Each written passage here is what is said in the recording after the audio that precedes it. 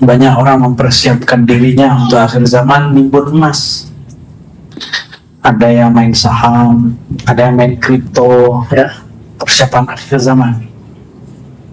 Ada yang main panahan, ada yang latihan berkuda, ada yang latihan pedang, ada yang latihan bela diri dan segala macam.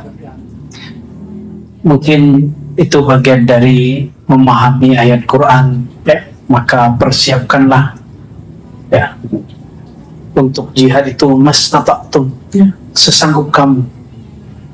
Tapi ada yang dilupakan satu, bahwa akhir zaman itu Nabi SAW mengatakan khilafah ala minhajin nubuwah, kepemimpinan yang berdasarkan nubuwah.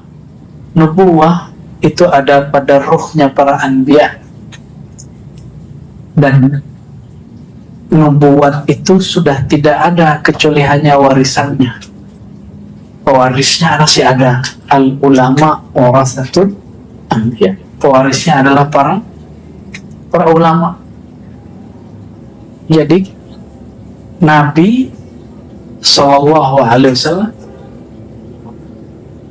tidak mempersiapkan fisik dulu untuk perang. Maka ketika Abu Sufyan yang masih belum Islam saat itu ditanya oleh Heraklius, apakah betul pengikut Nabi baru yang mengaku jadi Nabi di kampungmu itu kebanyakan mereka fuqara, masakin, fakir dan miskin? Kata Abu Sufyan, betul. Orangnya lemah-lemah, betul. Dengan orang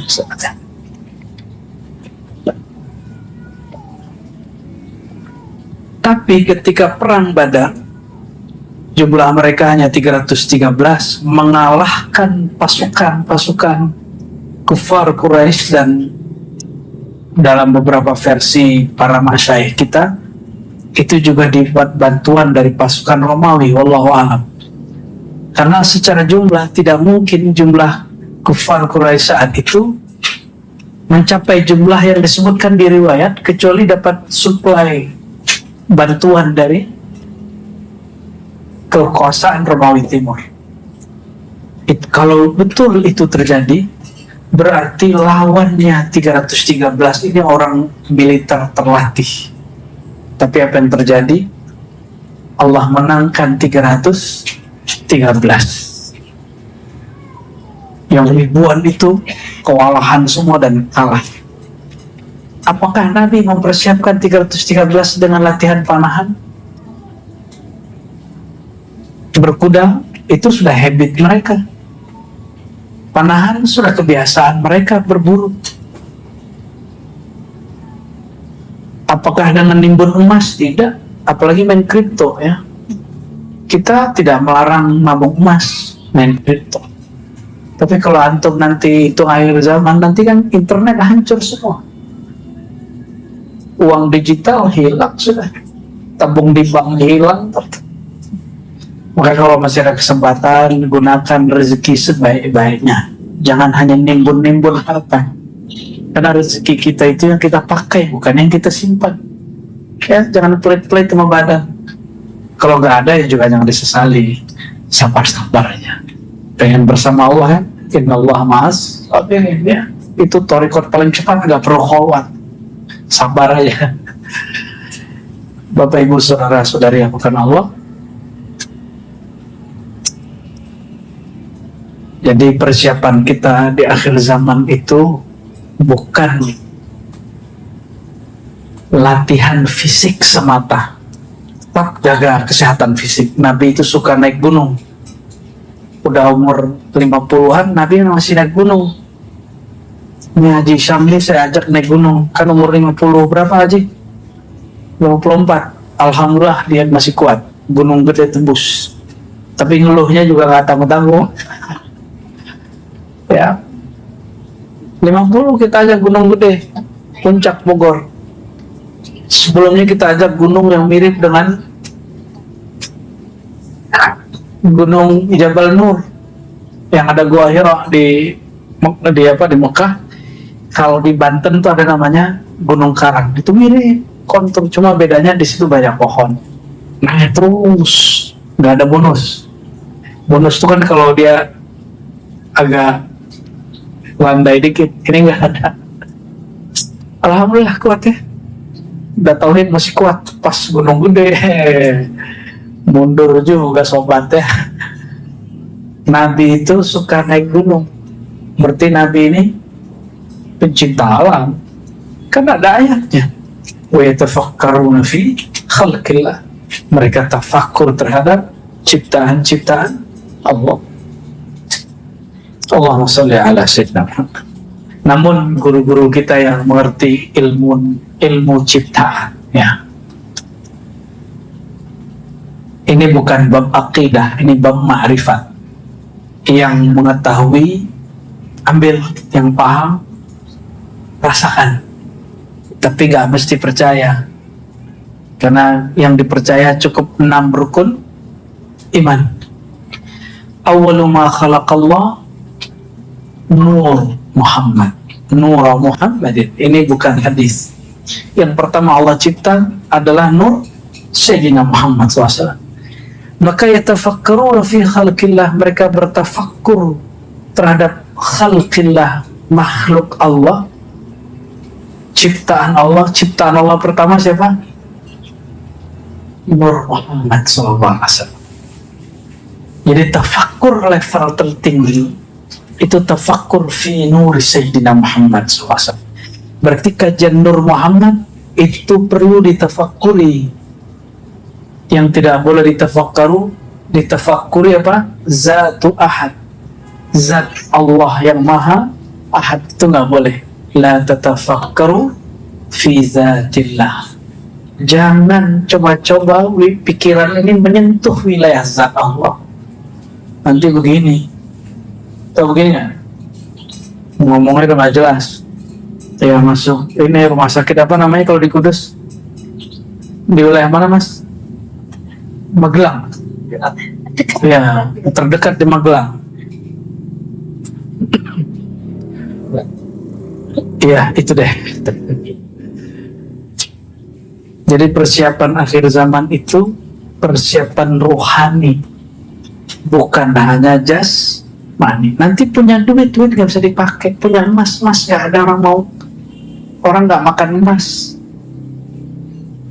mungkin sama si emasnya nanti dimakan. Maka nanti kanibalisme muncul, karena gak ada lagi yang dimakan. Orang makan daging temannya sendiri. Mungkin juga nanti ada yang makan anaknya sendiri. Nauzubillah min dzalik, ya. Kecuali ahlullah, ya, kekasih Allah, mereka membaca surat Al-Kahf itu, Al-Kahfi, di situ ada asrar. Asrarnya banyak sekali. Salah satunya adalah beberapa pemuda yang Allah izinkan hidup tanpa makan, tanpa mati, tertidur 309 tahun, nggak makan, nggak minum, tubuhnya nggak kurang sama sekali. Tidur loh, nggak pakai zikir. Gimana tuh mas? Tidur aja dia keramat, gimana kalau dia zikir? Ashabul Kahf itu tidur aja nggak apa-apa badannya, gimana kalau dibangun? Maka naumu ahlillah afdalu min ta'atil munafiqin, min ibadatil munafiqin. Tidurnya ahlullah lebih baik daripada ibadah orang munafik. Orang munafik bolak-balik ke Mekah, Madinah, sholat 5 waktu, tapi nifak di kalbunya, ada kemunafikan. Mending dia tidur tapi kalbunya salim, kalbunya selamat, ya. Dan Nabi SAW mengatakan, an-naumu akhul maut, tidur itu saudara mati. Maka belajar cara mati husnul khotimah sebelum tidur. Lakukan apa yang Nabi katakan. Nabi mengatakan, la yamutanna ahadukum illa wa huwa yuhsinu dhanna billah. Jangan kamu mati kecuali dalam berbaik sangka kepada Allah. Maka sebelum mati baca bismikallahumma ayyawamut, tambahkan raditu billahi rabba, ya Allah, ku ridho apapun mau. Tiada lagi mauku kecuali hanya mau. Kapan mulai hidup gelisah? Kalau ada mau kita dalam maunya Allah, ada kehendak kita dalam kehendak Allah. Mau zikir nih, kita punya kehendak mau cari tenang. Zikir bukan mau cari tenang, faedah zikir tenang. Tujuan zikir bukan tenang. Tujuan zikir itu yang disebut di Quran, wa ma khalaqtul jinna wal insa illa liya'budun. Itu adalah tujuan hidup, menghambakan diri sehamba-hambanya, serendah-rendahnya di hadapan Allah Subhanahu wa ta'ala. Maka ulama ahlullah ijma mentafsirkan illa liya'budun, kecuali untuk menyembah aku, diartikan bukan menyembah tapi mengenal aku, kata Allah. Jadi tidak aku ciptakan jin dan manusia kecuali untuk mengenal aku. Inilah yang kami ulang-ulang kalam Imam Salafus Saleh, Imam Sayyid Taifah, pemimpin semua tariqah di zamannya Imam Abdul Qasim Junaid al-Baghdadi. Ya, apa kata beliau? Awal ibadat itu ma'rifatullah, mengenal Allah. Kalau yang kita kenal sekarang, awaluddin ma'rifah, itu awal agama mengenal Allah. Tapi kenapa hari ini, mohon maaf, sahabat-sahabat kita para pendakwah belajar fikih aja dulu, gak usah ngaji-ngaji tasawuf, gak usah ngaji-ngaji yang aneh-aneh, ntar kamu gila kan, majnun nanti. Ini kalam apa ini? Nabi itu mengajarkan mengenal Allah itu lebih awal daripada ibadah yang bernama ibadah ritual. Karena mengenal Allah itulah ruh ibadah. Ruhnya dulu dihidupkan, baru ruku sujudnya. Makanya anak-anak kita ini pada terpaksa kalau disuruh sholat. Jangan-jangan nih bapak ibu ini sebagian masih terpaksa di sholatnya. Ya, ada maghrib gitu ya. Ya, isya lagi. Ya, subuh ngantuk. Masih gitu nggak? Kalau masih begitu, berarti belum mengenal yang disembah. Belum mengenal siapa yang disembah. Kalau saja orang kenal siapa yang disembah, apa kata Sufyan ats-Tsauri? Seandainya tidak ada sholat, zikir, jamaah, tahajud, ilmu, baca Quran dan silaturahim, saya lebih baik mati saja, katanya. Karena beliau habis baca hadis, ad-dunya mal'un wa mal'unun ma fiha. Hadis Tirmizi, dunia ini terkutuk dan terkutuk semua yang terkait dengan dunia. Maka siapapun yang memasukkan dunia ke kalbunya terkutuk. Jadi boleh masukin dunia ke sini, ke kalbu. Kalbunya mau disayang Allah atau mau dikutuk Allah? Mau disayang Allah. Jangan pernah biarkan dunia masuk. Dunia itu sederhana. Mulai yang kecil-kecil, makan. Ketika makanan di depan, yang pertama dilakukan baca bismillah dulu atau langsung ambil? Jujur. Sering lupa kan? Ini thariqah kecil-kecilan aja kita lupa. Bahwa yang memberi kenyang itu bukan nasi, bukan makanan, tapi Allah. Nasi itu cuma asbab aja. Itu tadi Ashabul Kahfi berapa tahun nggak makan minum? 309 tahun. Itu tidur keramat. Tidur aja udah keramat. Gimana kalau bangun? Nanti ada masa, kata Nabi, di akhir zaman itu tidak turun hujan 3 tahun. Paceklik di semua wilayah di dunia. Orang berebut air pastinya. Gimana nanti kalau kita nggak ada air? Makanya kalau minum air jangan ditinggal-tinggal itu, nangis air itu. Ya, kalau minum nggak habis bawa pulang. Kenapa? Itu air akan nandain kita kalau kita suka buang-buang di hari ini. Innal mubadzirin, orang yang disebut mubazir itu bukan lagi teman setan, saudaranya setan. Ikhwan, ya. Bahasanya apa? saudara. Cuma syaitan itu ada yang merasuk ya ke dalam kolbu. Dia bukan merasuk lagi melalui pikiran. Kalau pikiran jin. Makanya orang kesurupan itu pikiran yang masalah. Itu sebabnya kalau ditanya kenapa orang kesurupan, pasti masalah pikiran, stres. Coba tanya santri-santri kalau ada di pesantren, di asrama kesurupan, itu pasti dia terbebani. Atau remaja-remaji ini mulai jatuh cinta, patah hati, kesurupan. Atau orang masalah pekerjaan, karena mungkin dia bergantung ke tempat kerjanya, bukan bergantung kepada Allah, dipecat. Kesurupan banyak begitu.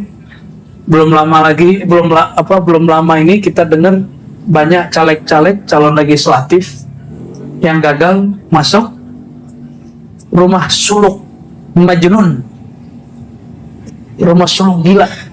Betul nggak? Kalau orang begitu alhamdulillah nggak jadi. Coba orang begitu jadi pemimpin, kan repot kita. Basic orang gila itu, nggak punya akal dia aslinya. Saya ada iseng-iseng nanya caleg-caleg itu sebelum jadi. Cuma kita nyamar jadi orang. Kok nyalek Pak, Bu? Jawabannya apa? Ganti nasib Mas. Mau merubah nasib. Oh, orientasi orang jadi caleg hari ini apa? Merubah nasib. Bukan mau berbakti kepada negara, khidmat kepada masyarakat. Bapak Ibu saudara bukan Allah. Jadi yang kita persiapkan apa? Rohani.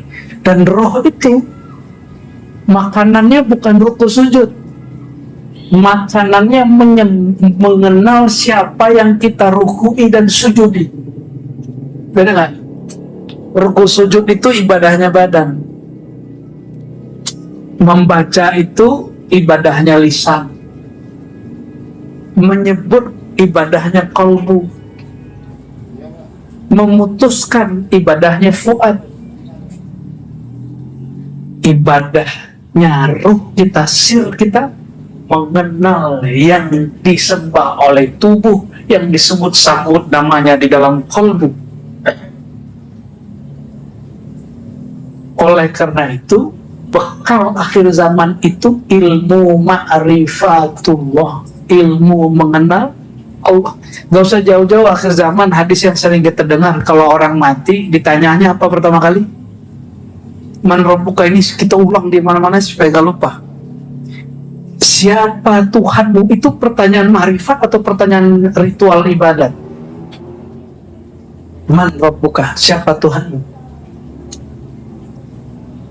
Pertanyaan knowledge kemakrifatan atau pertanyaan kuantitas ibadah. Maka kita menghimbau juga orang-orang thariqah ya, jangan terlalu dalam berzikir, zikir menyebut nama. Ajarkan murid juga mengenal nama yang disebut itu ya.